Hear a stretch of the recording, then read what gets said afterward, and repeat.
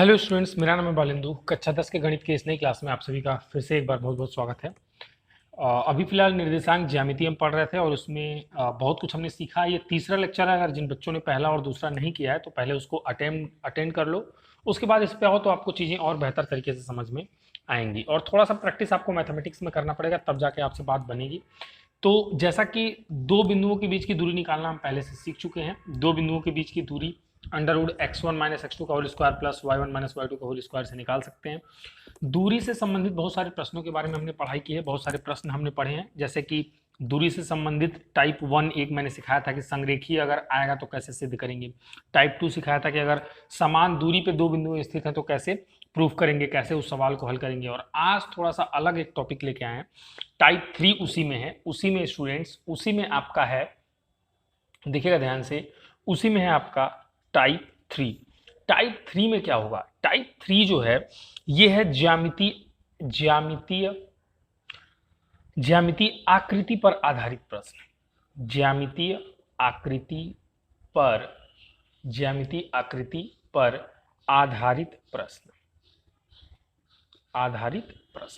इसमें क्या होगा स्टूडेंट कि जैसा कि हेडिंग में दिख रहा है, ज्यामितीय आकृति पर आधारित प्रश्न, यानी कि ज्यामितीय आकृति के हिसाब से उस पे आधारित क्वेश्चंस को हल करेंगे। कुछ एक ज्यामितीय आकृति में कौन कौन सी आकृति आ जाती है आप सभी को पता है। ज्यामितीय आकृति में आ जाता है आपका त्रिभुज आ जाएगा, आपका वर्ग आ जाएगा, आयत आ जाएगा। इस तरह के प्रश्नों को भी दो बिंदुओं के बीच की दूरी वाले फॉर्मूले से निर्देशांक ज्यामिति में हल कर सकते हैं।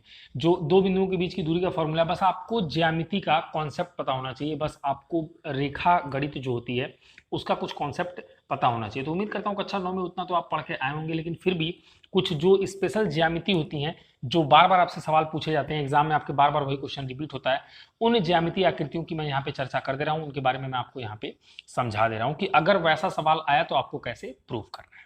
तो इसमें से देखिएगा, जैसे अगर इसमें पहली ज्यामिति मान लो, अगर आपको ना एक त्रिभुज प्रूफ करना हो, जैसे एक ट्रायंगल दिया है, ये एक त्रिभुज है, मान लो इस त्रिभुज का नाम है ए बी सी।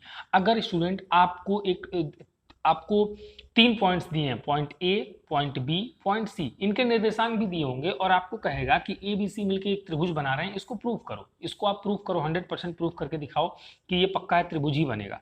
तो इस कोई भी 3 पॉइंट मिलकर त्रिभुज तभी बनाते हैं या 3 रेखाएं मिलकर त्रिभुज तब बनाएंगे। ये कंडीशन रेखा गणित में, ज्यामिति में आपको कक्षा 9 में जरूर पढ़ाया गया होगा, लेकिन फिर भी यहाँ पे मैं नए सिरे से आपको एक बार बता देता हूँ। अगर त्रिभुज प्रूफ करना आया तो किन्हीं भी दो भुजाओं का योग, ध्यान से सुनना मेरी बात, मैं कह रहा हूं किन्हीं भी दो भुजाओं का योग, जैसे कि ए बी और ए सी को अगर ले लेता हूं, ए बी प्लस ए सी, अगर ये ग्रेटर देन बी सी हुआ, या कोई कोई दो भुजा ले लो, ए सी प्लस बी सी ले लो, ए सी प्लस बी सी, वो ग्रेटर देन ए बी हुआ, जो बच गई। या कोई और दो भुजा ले लो, सॉरी ये थोड़ा सा हिल जा रहा है तो आपको थोड़ा सा दिक्कत हो सकता है। अगर B C plus A B मैंने ले लिया और क्या बच गया, ए सी, ये ग्रेटर देन ए सी।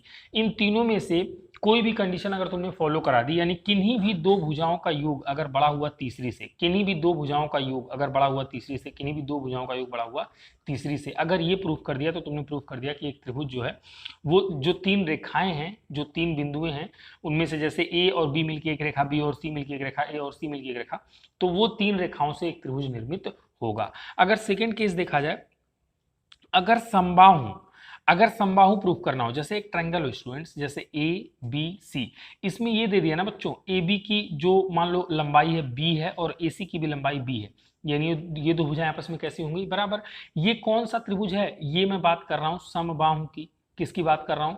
समबाहु त्रिभुज की। और अगर त्रिभुज को समबाहु प्रूफ करना है तो तुमको सिंपल सा क्या प्रूफ करना पड़ेगा, ए बी बराबर ए सी, यानी कि जो दो भुजाएं बराबर हैं आपस में, अगर उनकी दूरी को, पहले तो उसने दे दिया कि त्रिभुज है, तुम्हें प्रूफ करना है समबाहु त्रिभुज, तो दो भुजाएं अगर बराबर आ गई, यानी कि ए बी दूरी और ए सी दूरी, ए बी कैसे निकलेगा, under root x1 minus x2 वाले फॉर्मूले से, और ए सी भी, अगर वो दोनों बराबर आ गए तो कौन सा त्रिभुज प्रूफ कर दिया तुमने, समबाहु तुमने प्रूफ कर दिया। एक तीसरा केस ले लेते हैं, एक तीसरा टाइप ले लेते हैं। अगर समकोण त्रिभुज प्रूफ करना है, अगर स्टूडेंट आपको क्या प्रूफ करना है, समकोण, मान लो ये समकोण है और मान लो इसका नाम है, यहां से ले लेता हूं मैं ए बी सी, अगर ये एक त्रिभुज है, समकोण है, अगर तुम्हें समकोण प्रूफ करना है तब क्या करोगे बच्चों, समकोण में तुम्हें पता है पाइथागोरस के हिसाब से कर्ण का वर्ग बराबर क्या होता है, आधार का वर्ग प्लस क्या होता है, लंब का वर्ग। अब यहाँ पे कर्ण कौन है, पर्टिकुलर इस त्रिभुज में BC है, सबसे 90 अंश के सामने वाली जो भुजा होती है वो सबसे लंबी और कर्ण होती है हमेशा। तो कर्ण का वर्ग बराबर AB का वर्ग प्लस AC का वर्ग। अगर ये प्रूफ कर दिया तो हमने ये प्रूफ कर दिया बेटा कि जो त्रिभुज है वो समकोण है। ये स्पेशल कुछ आकृतियां जो बार बार एग्जाम में आती है, बार बार आपसे पूछी जाती हैं, इसलिए मैं यही वाली आकृतियों के बारे में आपको समझा रहा हूं, आपको पढ़ा रहा हूं। चौथा, अगर आपको कोई ट्रायंगल सपोज करो समबाहु प्रूफ करना है, समबाहु, समबाहु का मतलब जिसकी सभी भुजाएं बराबर हो, ये ABC ये तीनों आपस में कैसे हैं, बराबर हैं। ये कौन सा त्रिभुज है, समबाहु है। अगर आपको समबाहु प्रूफ करना हो तो सिंपल है, सिंपल है बच्चों, तीनों भुजाएं बराबर होनी चाहिए, यानी कि AB बराबर BC बराबर AC। अगर तुमने प्रूफ कर दिया तो तुमने उस ट्रायंगल को समबाहु प्रूफ कर दिया, सिंपल है। तो यहाँ से भी एक सेकंड इसका स्क्रीनशॉट ले लें, यहाँ पे देख लो, ये देखो इस तरीके से अब आपको दिख रहा होगा। तो यहाँ से आप समबाहु प्रूफ कर सकते हो, ठीक है। अब आगे चलते हैं, जैसे एक पांचवा केस आ गया समांतर चतुर्भुज का, समांतर चतुर्भुज का। अगर किसी आकृति को समांतर चतुर्भुज प्रूफ करना है तो क्या करोगे, समांतर चतुर्भुज है तो आपको आमने सामने की भुजाएं बराबर प्रूफ कर देनी है। आमने सामने की एक सेकेंड थोड़ा सा फ्रेम में ले आता हूं मैं, इसे थोड़ा ठीक लगेगा देखने से, ठीक है। आमने सामने की भुजाएं बराबर, आपको क्या प्रूफ कर देना है, आमने सामने की भुजाएं बराबर। अगर आपने आमने सामने की भुजाएं बराबर प्रूफ कर दी तो आपने समांतर चतुर्भुज प्रूफ कर दिया। समांतर आएगा तो आपको ये काम करना है। छठा एक स्पेशल केस है, सपोज करो अगर आयत आ गया, आपको प्रूफ करने को क्या आ गया, आयत आ गया। आयत में क्या करते हैं बच्चों, आयत में समांतर चतुर्भुज वाला तो फॉलो करेंगे, आमने सामने की भुजाएं बराबर बराबर तथा विकर्ण बराबर। विकर्ण भी कैसा प्रूफ कर देंगे, बराबर। यानी कि एक आयत में, जैसा कि ये आयत तुम देख रहे हो, इसमें ये भुजा इस भुजा के बराबर और ये भुजा इस भुजा के बराबर प्रूफ करनी है, और ये विकर्ण और ये विकर्ण, ये दोनों विकर्ण भी आपस में कैसे प्रूफ करने हैं आपको, बराबर। अगर तुमने ये काम कर दिया तो तुमने आयत को भी क्या प्रूफ कर दिया बेटा, तुमने उस आकृति को क्या प्रूफ कर दिया, आयत प्रूफ कर दिया। इस तरह से आपको प्रूफ करना है। सातवां केस की अगर बात करें, समांतर चतुर्भुज, देखना अगर समांतर चतुर्भुज प्रूफ करना हो तो क्या करोगे, समांतर चतुर्भुज, समांतर चतुर्भुज प्रूफ करना हो, समांतर चतुर्भुज, तो उसके लिए क्या होगा, समांतर में क्या होता है बताओ। अगर जैसे कोई आकृति को समांतर चतुर्भुज प्रूफ करना हो और वो समांतर तो हो पर आयत ना हो, समांतर चतुर्भुज हो लेकिन आयत ना हो, ऐसी कंडीशन दे दे, कह दे कोई आपसे 3-4 भुजाएं दे दे, कह दे कि तुम प्रूफ करो कि वो आकृति समांतर चतुर्भुज बनाएगी लेकिन आयत नहीं बनाएगी, तो तुम क्या करोगे बेटा, आमने सामने की भुजाएं बराबर, आमने सामने की भुजाएं बराबर ये प्रूफ कर दोगे। और विकर्ण जो होगा ना, विकर्ण, इसको बराबर नहीं प्रूफ करोगे, जो विकर्ण होगा उसको बराबर नहीं प्रूफ करोगे। अगर तुमने ऐसा प्रूफ कर दिया, ऐसा तुमने बना दिया, तो हो गया तुम्हारा काम, समांतर चतुर्भुज है लेकिन आयत नहीं है। कब होगा, जब आमने सामने की भुजाएं बराबर होंगी, लेकिन जो विकर्ण होगा, विकर्ण, ये विकर्ण लिखा है, विकर्ण बराबर नहीं होगा। इस तरह से तुम उसको प्रूफ कर सकते हो। एक आठवां केस है, अगर आपको वर्ग प्रूफ करना है, वर्ग, जैसा कि आपको पता है इस तरह से वर्ग, चारों भुजाएं आपस में कैसी होती हैं, बराबर, चारों भुजाएं आपस में कैसी होती हैं, बराबर होती हैं। तो वर्ग में आपको क्या करना है, या तो चारों भुजाएं बराबर प्रूफ कर दो, चारों भुजाएं क्या करो, बराबर प्रूफ कर दो, और इसके साथ साथ जब वर्ग है ना बेटा तो विकर्ण भी बराबर प्रूफ करना पड़ेगा। अगर आपको वर्ग बनाना है तो चारों भुजाएं बराबर और विकर्ण बराबर, ये प्रूफ करना पड़ेगा। जब ये प्रूफ कर लोगे तब जाके वो आकृति अपने आप वर्ग प्रूफ हो जाएगी। वर्ग आपने कर दिया। और अगर समचतुर्भुज प्रूफ करना हो, अगर आपको क्या प्रूफ करना है, समचतुर्भुज, समचतुर्भुज, ये मैंने लिखा है समचतुर्भुज, समचतुर्भुज अगर प्रूफ करना है तो आपको केवल चारों भुजाएं बराबर प्रूफ करना है। क्या प्रूफ करना है, चारों भुजाएं बराबर, सिंपल है, चारों भुजाएं बराबर। यहां पे देखना थोड़ा सा नीचे। और अगर आपको समचतुर्भुज प्रूफ करना है, समचतुर्भुज प्रूफ करना है लेकिन वो आकृति वर्ग नहीं है, ऐसा प्रूफ करना है, समचतुर्भुज प्रूफ करना है लेकिन वो आकृति वर्ग नहीं है, ऐसा प्रूफ करना है, तो आपको क्या करना है बच्चा, आपको चारों भुजाएं बराबर ये प्रूफ करना है, चारों भुजाएं बराबर, लेकिन जो विकर्ण है ना, विकर्ण वो बराबर नहीं प्रूव करना है, विकर्ण जो है वो बराबर नहीं प्रूव करना है, विकर्ण को बराबर नहीं दिखाना है और चारों भुजाओं को बराबर दिखाना है। तो वो आकृति समचतुर्भुज तो होगी लेकिन वर्ग नहीं होगी। और केवल समचतुर्भुज दिखाना है, केवल समचतुर्भुज तो चारों भुजाएं बराबर, वर्ग दिखाना है तो चारों भुजाएं बराबर दिखाना पड़ेगा, विकर्ण भी बराबर दिखाना पड़ेगा। समांतर चतुर्भुज दिखाना है और आयत ना हो तो आमने सामने की भुजाएं बराबर दिखा दोगे, आमने सामने की विकर्ण बराबर नहीं दिखाओगे। आयत में आमने सामने की भुजाएं भी बराबर और विकर्ण भी बराबर। और समांतर चतुर्भुज में क्या होगा, आमने सामने की भुजाएं कैसी होंगी, बराबर होंगी। समांतर में आमने सामने की भुजाएं बराबर, अगर वही आयत बना तो विकर्ण भी बराबर, और समांतर हो आयत ना हो तो आमने सामने की भुजाएं बराबर लेकिन विकर्ण बराबर नहीं। इतनी चीजें अगर प्रूफ कर दोगे आप, दूरी दूरी बस आपको निकालना है, और दूरी केवल इस कॉन्सेप्ट के हिसाब से, इस ज्यामिति आकृति के जो गुण हैं, इन ज्यामिति आकृतियों की जो प्रॉपर्टीज हैं, अगर ये आपको याद होंगी, रेखागणित में आप थोड़े से स्मार्ट होंगे तो आप इन सवालों को आसानी से हल कर सकते हैं। ये चीजें प्रूफ कर देंगे तो ज्यामिति के ऐसे सवाल जो निर्देशांक ज्यामिति में आपसे पूछे जाएंगे आप उनको उड़ा दोगे। बहुत आसान है, बिल्कुल उड़ जाएगा बेटा, एकदम हलवा सवाल है। ठीक है, तो उम्मीद करता हूं ये आपको समझ में आया होगा। और इन आकृतियों से संबंधित आपको कुछ प्रश्न कराता हूं, इन आकृतियों से संबंधित कुछ क्वेश्चंस करा देता हूं, देखिए आपकी इनसे संबंधित प्रश्न कैसे बनते हैं। ठीक है, चलो देखो इससे संबंधित कैसे प्रश्न आते हैं, इसको यहाँ पे देखते हैं। देखो मैथमेटिक्स केवल प्रैक्टिस की चीज़ है, जितना ज़्यादा गणित आप लगाओगे उसमें आप उतनी होशियार बनोगे, और बाकी चीज़ें तो कॉन्सेप्ट आपको पता होना ही चाहिए, खैर इसमें कोई शक है नहीं। तो एक सवाल ज्यामिति आकृति पर आधारित जो निर्देशांक ज्यामिति के प्रश्न कैसे बनते हैं वो, और आप देखिए इसका सोल्यूशन कैसे निकलता है, बहुत आसान होता है, बस आपको चीज़ें पता होनी चाहिए। ठीक है, चलिए देखो इसको शुरू करते हैं, और प्रैक्टिस आपको करना है बेटा। देखो अगर आपको ज़िंदगी में आगे जाना है ना, कुछ करना चाहते हो है ना, कुछ करना चाहते हो तो देखो थोड़ी मेहनत तो करनी पड़ेगी। तो इसको हल करते हैं, देखते हैं। कह रहा है क्या दिए गए तीन बिंदु, एक तो ये है, एक ये है, एक ये है, और एक ये, तीन बिंदु एक त्रिभुज बनाते हैं। कह रहा क्या ये तीनों त्रिभुज बना सकते हैं, तीनों पॉइंट मिलके? यदि हाँ, और अगर हाँ बना लेते हैं तो किस प्रकार का त्रिभुज होगा, कैसा त्रिभुज होगा वो बनने के बाद?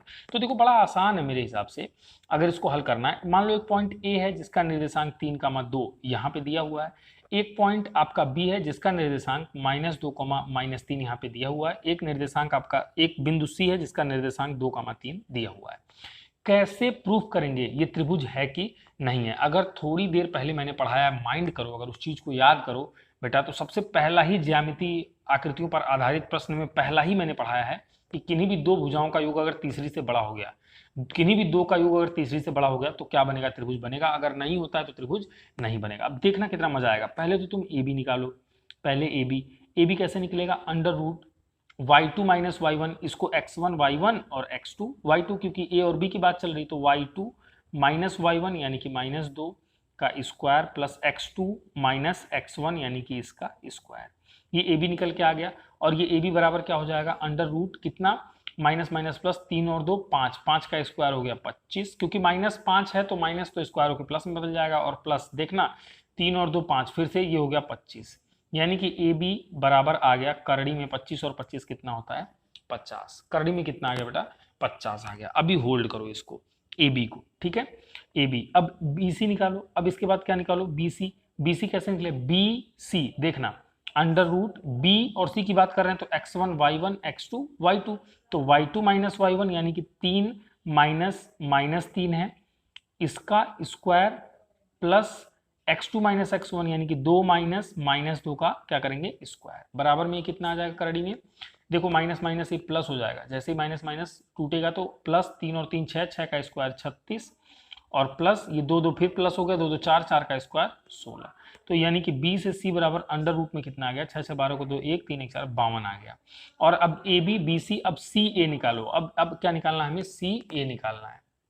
सी ए निकालना है तो सी ए कैसे निकलेगा, सी ए बराबर भी अंडर रूट सी ए, ये रहा सी पॉइंट, ये रहा ए पॉइंट, तो y2 माइनस y1 यानी कि 3 माइनस 2 का whole square plus x2 minus x1 यानी कि 2 माइनस 3 का स्क्वायर, बराबर में कितना आ गया, अंडर रूट 3 में से 2 गया 1 का स्क्वायर 1, और प्लस 2 माइनस 3 यानी कि -1, और -1 का स्क्वायर भी कितना होता है, -1 का स्क्वायर भी बच्चों आपको पता है 1 ही होगा। तो सी से ए दूरी कितनी आ गई, अंडर रूट 2 आ गई। √2। अब ये त्रिभुज बनेगा कि नहीं बनेगा ये कैसे निर्धारित होगा, त्रिभुज बनेगा कि नहीं बनेगा ये कैसे निर्धारित होगा? बहुत आसान है, अगर तो किन्हीं भी दो भुजाओं का योग तीसरी से बड़ा हो गया तो त्रिभुज बन गया। तो इसको देखो, करनी में 50 को 7 7 49 होता है ना, तो ये 7 दशमलव समथिंग आएगा। अगर इसको भाग विधि से इसका वर्गमूल निकाल लो तो 7.07 के आसपास आएगा। इसको अगर निकालो, ये भी 7 7 49 होता है, तो ये 7.21 के लगभग आ जाएगा। और कणी में 2 का मान 1.41 होता है, आपको पता है। अब देखो, किन्हीं भी दो को जोड़ो, अगर ए बी और बी सी को जोड़ोगे तो 7 और 7 लगभग 14 से ज्यादा होगा, और ये सी ए यानी कि ये तो 2 से भी कम है, तो 7 और 7 14, 1.41 से ज्यादा है, हाँ है, तो सही है। इन दोनों को जोड़ो तो 7 और 1 8, वो 7 से ज्यादा हो रहा है, हाँ। और इसको जोड़ो तो 7 और 1 8, क्या 7.21 से ज्यादा, हाँ। यानी कि किन्हीं भी दो भुजाओं का योग 7 7 14, 1 से ज्यादा, 7 1 8 7 से ज्यादा, और 7 1 8 7 से ज्यादा। मतलब मैंने क्या किया, रफली जोड़ा, पूरा नहीं जोड़ा, मैंने रफली जोड़ा। तो मैं ये देख रहा हूं, यहाँ पे लिख सकता हूं कि किन्हीं भी दो भुजाओं का योग तीसरी से बड़ा है, मैं देख रहा हूं, तो कह सकता हूं कि अतः त्रिभुज बनेगा, अतः त्रिभुज बनेगा। ठीक है, अतः त्रिभुज बनेगा, क्योंकि इसमें आप रीजन क्या बताओगे, रीजन ये बताओगे किन्हीं भी दो का जो योग है वो तीसरी से बड़ा है। अच्छा, इसके बाद कह रहा है कौन सा त्रिभुज बनेगा, कैसा बनेगा। कैसा बनने के लिए तो बेटा हमें चेक करना पड़ेगा ना। देखो, अब समबाहु तो नहीं बनेगा क्योंकि तीनों अलग अलग हैं। समद्विबाहु भी नहीं बन रहा है, क्यों? क्योंकि ये और ये दोनों भी बराबर नहीं है, थोड़ा थोड़ा डिफरेंस है दोनों में। तो देखते हैं कि क्या ये, देखते हैं थोड़ा सा नीचे चल के कि क्या ये जो है, क्या ये आपका वो क्या कहते हैं, क्या ये समकोण बनेगा। समकोण बनने के लिए कंडीशन क्या है कि एक कर्ण का वर्ग बराबर लंब का वर्ग धन आधार का वर्ग। तो जरा देखना, BC का वर्ग अगर कर दूं, या ऐसे सोचो ना, ये जो करणी में 52 है, करणी में 52, इसका वर्ग कर दूं तो क्या ये बराबर होगा ये जो करणी में 50 है इसके वर्ग के, प्लस ये जो करणी में 2 है इसके वर्ग के। तो दिख रहा है कि करणी में 52 का स्क्वायर, ये 52 बचेगा, बराबर 50 का, करणी में 50 का स्क्वायर 50 प्लस करणी में 2 का स्क्वायर 2, 50 और 2 52 बराबर 52। 52 बराबर कितना आ गया, 52। यानी कि यहाँ पे मैं देख रहा हूँ कि एक भुजा का वर्ग यानी कर्ण का वर्ग बराबर क्या हो रहा है, लंब का वर्ग धन आधार का वर्ग। ये वाला फॉर्मूला यहाँ पे फॉलो हो रहा है, इसलिए कह सकते हो कि कैसा त्रिभुज बनेगा। कहोगे कि सर समकोण त्रिभुज बनेगा, समकोण त्रिभुज बनेगा। यहां से ये सवाल पूरी तरीके से अच्छे से हल हो जाता है। उम्मीद करता हूं आपको समझ में आया होगा। जो चीजें ऊपर चलेंगी यहाँ से दिखाई नहीं दे रही उनको पहले से आप स्क्रीनशॉट ले लो और आप वहां से इसको लिख सकते हो, या फिर आप किताब आपके पास है तो क्वेश्चंस आप वहां से भी कर सकते हैं, किसी भी किताब से कर सकते हैं, जरूरी नहीं कि आप इस सवाल को ही, पर हाँ फेयर कॉपी पे इस सवाल को करो, खुद से लिखो, प्रैक्टिस करो, लगाओ, आपके लिए बहुत अच्छा होगा। बिना प्रैक्टिस के मैथमेटिक्स बेकार है। एक सवाल और कराऊंगा अच्छा सा, फिर उसके बाद हमारे कॉन्सेप्ट एकदम क्लियर हो जाएंगे। फिर जो प्रश्नावली 6.2 है उसके सभी सवाल हम लगा सकते हैं। चलिए एक क्वेश्चन और करते हैं। यहाँ पे देखिए, एक क्वेश्चन आपके सामने यहाँ पे लिखा हुआ है, यहाँ पे कि सिद्ध कीजिए कि बिंदु 1 2 3 4 बिंदुएं दी गई हैं, एक वर्ग के शीर्ष है। हमें तो प्रूफ ही कर देना है कि ये वर्ग ही है। सपोज करो अगर ऐसा एक वर्ग होता, यहाँ पे ABCD इसका नाम होता, ए का निर्देशांक कितना दिया हुआ है 0, -1, बी का कितना दिया है 2, 1, और सी का 0, 3, और डी का कितना दिया हुआ है -2, 1। ये एक वर्ग आपको दिया होता, इसको वर्ग प्रूफ करना है। तो वर्ग प्रूफ करने के लिए मैंने बेटा बताया आपको कि चारों भुजाएं तो बराबर प्रूफ करनी है, साथ में ये जो विकर्ण है ना AC और जो विकर्ण है ना BD, इन दोनों को भी आपस में कैसा प्रूफ करना है, बराबर प्रूफ करना है, तभी जाके आप वर्ग सिद्ध कर पाओगे। तो हमें बहुत सारी दूरियां निकालनी है। पहले AB दूरी निकालो, तो AB कैसे निकलेगा, AB बराबर √ देखो AB निकाल रहा हूं, y2 - y1 यानी कि 1 - -1 इसका whole square plus x2 - x1, x2 - x1 यानी कि 2 - 0 का स्क्वायर। तो AB यहां से निकल गया, देखना ध्यान से, माइनस माइनस प्लस हो गया, 1 1 2 2 दूना 4 प्लस 2 दूना 4, यानी कि ये कितना आ गया, करड़ी में 8 आ गया। करड़ी में कितना आया, ये 8 आ गया, करड़ी में 8। अब AB तो हो गया, BC निकालो, B से C निकालो, तो B से C कैसे निकलेगा, ये भी करड़ी में B से C निकाल रहा हूं, तो y2 - y1 यानी कि 3 - 1 का स्क्वायर प्लस x2 - x1 यानी कि 0 - 2 का स्क्वायर। बराबर देखना ध्यान से, करड़ी में कितना बचा, 3 में से गया 2, 2 दूना 4 प्लस ये -2 बचा, -2 का स्क्वायर भी 4, ये भी कितना आ गया, करड़ी में 8 आ गया। ठीक है, अब BC हो गया, CD निकाल लो, BC हो गया, CD निकालो, तो CD बराबर कितना आएगा, करड़ी में x1 y1 x2 y2 मानो, तो y2 - y1 यानी कि 1 - 3 का square plus x2 - x1 X two minus X one यानी कि -2 माइनस जीरो का क्या करना पड़ेगा, स्क्वायर। -2 माइनस जीरो का क्या करना पड़ेगा, स्क्वायर। तो यहां से ये बराबर में कितना आ गया, देखो ध्यान से, यहाँ पे ध्यान से देखिए। तो यहाँ पे हो जाएगा 1 माइनस थ्री, ये भी हो गया -2 का स्क्वायर। -2 का स्क्वायर कितना हो गया, 4, प्लस -2 माइनस जीरो कितना हो गया, 0, ये भी हो जाएगा 4। तो ये बराबर आ गया √8। अब सी डी हो गया, ए बी निकाल दिया तुमने, बी सी सी डी। अब डी ए निकालो, डी से ए बराबर कितना हो जाएगा, देखो √ डी से ए निकालोगे तो y2 माइनस वाई, डी से ए डी ए, तो y2 माइनस वाई यानी कि -1 का स्क्वायर, प्लस और x का डिफरेंस ले लो तो 0 माइनस -2 का स्क्वायर, ठीक है, बराबर √ ये वैसे 2 हो गया, 2 का स्क्वायर 4, और प्लस ये भी कितना हो गया, माइनस माइनस प्लस, 2 में 0 जोड़ोगे 2 दूना 4, ठीक है। ये थोड़ा जल्दी जल्दी मैं इसलिए कर रहा हूँ क्योंकि आपको पहले से ये आता है, ठीक है, आपको आई थिंक आता है पहले से, ये आसान है। बराबर करड़ी में कितना हो गया, 8। अब एक चीज़ तुम नोटिस करोगे यहाँ पे, अगर ध्यान दोगे तो तुमने ये देख लिया कि ए बी कितना आया, करड़ी में 8 आया। फिर तुमने देखा बी सी कितना आया, करड़ी में 8 आया, दोनों बराबर हो गए। फिर सी डी कितना आया, करड़ी में 8 आया, ये भी कितना हो गया, बराबर सी डी। और डी ए भी कितना आया, करड़ी में 8 आया, बराबर क्या आ गया, डी ए। यानी कि ए बी बराबर बी सी बराबर सी डी बराबर डी ए अगर तुमने प्रूफ कर दिया, अगर तुमने ये चीज़ प्रूफ कर दी, तो तुम अभी फिलहाल पूरा वर्ग तुम प्रूफ नहीं कर पाए हो, ये तुमने प्रूफ किया। इसका मतलब ये है कि ये वर्ग भी हो सकता है, ये क्या हो सकता है, वर्ग भी हो सकता है, और वर्ग के साथ साथ एक चीज़ और हो सकता है, अगर आपने ध्यान दिया हो, ये वर्ग है और ये समचतुर्भुज भी हो सकता है। तो समचतुर्भुज नहीं है, ये वर्ग ही है। इस यहाँ से तो 50% श्योर हो गए, लेकिन 50% श्योर तब होंगे जब इनका विकर्ण भी आपस में कैसा प्रूफ कर देंगे, बराबर प्रूफ कर देंगे। अगर हम ऐसा कर पाए तो पक्का है कि 110% डेफिनेटली प्रूफ हो जाएगा कि ये क्या है, वर्ग है। तो यानी कि अगर हम विकर्ण को आपस में बराबर प्रूफ करने वाले हैं, तो विकर्ण में देखिएगा, विकर्ण कौन सा है, एक तो ये है बी से डी, एक तो बी से डी है, तो बी डी निकालो, बी डी बराबर क्या हो जाएगा, √ बी डी निकाल लो, बी से डी, तो 1 माइनस 1 का स्क्वायर, प्लस -2 में से -2 का स्क्वायर, ऐसा निकलेगा बी डी। तो बराबर √ ये तो 0 का स्क्वायर 0 हो गया, ये 0 प्लस यहाँ से 2 2 4 हो गया, 4 का स्क्वायर 4 चौके 16, और 16 में 0 जोड़ोगे तो 16 ही होगा, और कड़ी में 16 का मान कितना होता है, 4 होता है। ये तो निकल गया बी डी कितना निकला, 4 निकला। और इसके बाद दूसरा विकर्ण है ए सी निकालो, तो ए सी बराबर क्या लिखोगे, ए सी बराबर क्या लिखोगे, √ देखना ध्यान से, ए से सी निकाल रहे हैं, ए से सी, तो y2 माइनस वाई यानी कि 3 माइनस 1, और इसका स्क्वायर प्लस में यहाँ पे क्या आ जाएगा, 0 है, एक निर्देशांक इसका भी 0 तो 0 माइनस 0 का कितना हो जाएगा, स्क्वायर, बराबर में कितना आ गया, करड़ी में ये माइनस प्लस हो गया, ये भी 16 हो गया, प्लस ये 0 ही हो गया, तो 16 और 0 कितना हो गया मिलके, करड़ी में 16 हो गया, और इसका मान कितना होता है, 4 होता है, ये ए सी।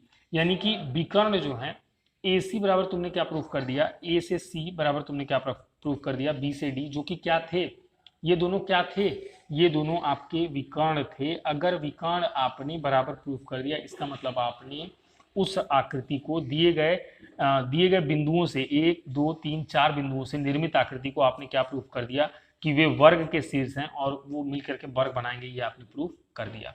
तो इतना सारा प्रूफ आपको करना पड़ेगा, इतना अगर आप कर देते ना बेटा, तो आप एक आकृति को वर्ग सिद्ध कर देते। तो बहुत ही आसान, बेसिकली इसमें आपको कुछ नहीं करना है, बेसिकली इसमें देखा जाए तो कुछ नहीं करना है। सिंपल फॉर्मूला कौन सा लगाना है, दो बिंदुओं के बीच की दूरी, √ y2 माइनस वाई का whole square plus x2 minus x1 का होल स्क्वायर। अदरवाइज आप, मैं कह ही रहा हूं कि y2 माइनस वाई या y1 माइनस y2 कर लो, पहले बता चुका हूं मैं, या फिर आप पहले x निकाल लो, फिर y मतलब x1 माइनस x2 का होल स्क्वायर पहले कर लो, या y1 माइनस y2 का होल स्क्वायर पहले कर लो, कोई फर्क पड़ने वाला नहीं है, क्योंकि फॉर्मूला ही ऐसा है, उसमें कोई इफेक्ट, कोई डिफरेंस नहीं आता है उसमें चेंज करने में। तो कुल मिला के आपको दो बिंदुओं के बीच की दूरी निकालनी है, और उन दूरी से आपको जस्ट इसके पहले अभी जो ज्यामिति वाले कुछ लॉजिक बताए थे कि त्रिभुज कब होगा, समबाहु कब होगा, समद्विबाहु कब होगा, पाइथागोरस से समकोण कब होगा, वर्ग कब होगा, आयत कब होगा, वो सब अगर आपको पता है तो इजीली, जैसे देखो वर्ग कब होगा, कंडीशन पता थी कि चारों भुजाएं बराबर और दोनों विकर्ण बराबर, तो पहले मैंने चारों भुजाएं, यहाँ पे देखो ना, पहले मैंने चारों भुजाएं बराबर प्रूफ की यहाँ पे, और इसके तुरंत बाद मैंने यहाँ पे विकर्ण भी क्या किया, बराबर प्रूफ किया, क्योंकि मुझे पता है कि जब तक विकर्ण बराबर प्रूफ नहीं करेंगे तब तक आप इसको वर्ग नहीं बता पाएंगे, क्योंकि यहाँ पे समचतुर्भुज होने के भी चांसेस रहेंगे, समचतुर्भुज होने के भी चांसेस रहेंगे। तो इस तरह से अगर ये चीजें आपको पता है तो इजिली आप प्रूफ कर सकते हैं कि आकृति कौन सी है। और इसी तरह के सवाल आते हैं। और 6.2 में बच्चों देखना ध्यान से कि प्रश्नावली 6.2 में परसों की क्लास में तो मैंने बताया था कि आपको पर्टिकुलर ये नंबर का सवाल करना है। अभी मैं आपको बता दे रहा हूं कि बिल्कुल सारे ही सवाल हल कर जाओ। 6.2 में एक भी सवाल, जिस किताब से मैं पढ़ा रहा हूं उसमें तो केवल 15 ही आंकिक प्रश्न दिए हुए हैं अनसॉल्व्ड आपको करने के लिए। 15 लग जाना चाहिए, भी छूटना नहीं चाहिए। और बाकी ऑल इंडिया लेवल पे आप किसी भी किताब से पढ़ रहे हो, किसी भी बोर्ड से हो, जिस भी किताब से पढ़ रहे हैं, आप ज्यामिति पर आधारित प्रश्न, दूरी पर आधारित प्रश्न, निर्देशांक ज्यामिति के, वो आपकी भी किताब में ऐसे ही पहले या दूसरे ही चैप्टर में ये सब चीजें चल रही होंगी, वहां से सवाल को उठाइए और ढेर सारे सवाल को प्रैक्टिस करना शुरू कर दीजिए। Practice makes man perfect. बिना प्रैक्टिस के आप गणित में तेज नहीं हो सकते, इवन किसी भी काम में तेज नहीं हो सकते। प्रैक्टिस हर काम के लिए बहुत ही ज़्यादा जरूरी है, ठीक है। और करके दिखाएंगे, ऐसा मन में अगर तुमने बना लिया है तो आप कर सकते हो। अगर तुम नहीं बना रहे हो तो फिर मुश्किल है। ये चीज़ आपको दिमाग में आपको खुद से सोचना पड़ेगा कि आपको पढ़ना है कि आपको नहीं पढ़ना है। आप ज़िंदगी में करना क्या चाहते हो, जब तक ये डिसाइड नहीं करोगे ज़िंदगी में कुछ कर नहीं पाओगे। इसलिए थोड़ा सा सोचो, आलस त्यागो और कहीं ना कहीं अच्छी चीज़ों और पढ़ाई लिखाई पे फुर्ती बनाओ शरीर में, और पढ़ाई लिखाई पे ध्यान दो, ठीक है। तो ये आपके जीवन के लिए कुछ सीख हो गई। और आमतौर पे जैसा कि मैंने कहा था कि नेक्स्ट क्लास में, मतलब इस क्लास में, मैं कुछ एक बच्चों के डाउट्स दूर करने वाला था, जो बहुत ज़्यादा, अभी 24-25 मिनट की क्लास आधे घंटे की हो जाएगी, तो आज नहीं दूर कर पाऊंगा उस डाउट को। देखो वैसे तो ऑनलाइन किसी ने नहीं पूछा है, ऑफलाइन कुछ बच्चों ने पूछा है, तो या तो मैं आपको जब भी आप मिलोगे तब आपका डाउट क्लियर कर दूंगा, क्योंकि अभी चांसेस हैं, और नहीं तो फिर ऑनलाइन ही मैं आके यहाँ पे यूट्यूब पे आपके डाउट क्लियर कर दूंगा वो नेक्स्ट क्लास में। ओके, तो आज के लिए इतने ही रखते हैं। थैंक यू फॉर वॉचिंग, और कीप स्टडिंग, पढ़ते रहिए, मेहनत करते रहिए, मुस्कुराते रहिए, हंसते रहिए, स्वस्थ रहिए, मस्त रहिए। बाकी मिलते हैं नेक्स्ट क्लास में। Again thank you for watching.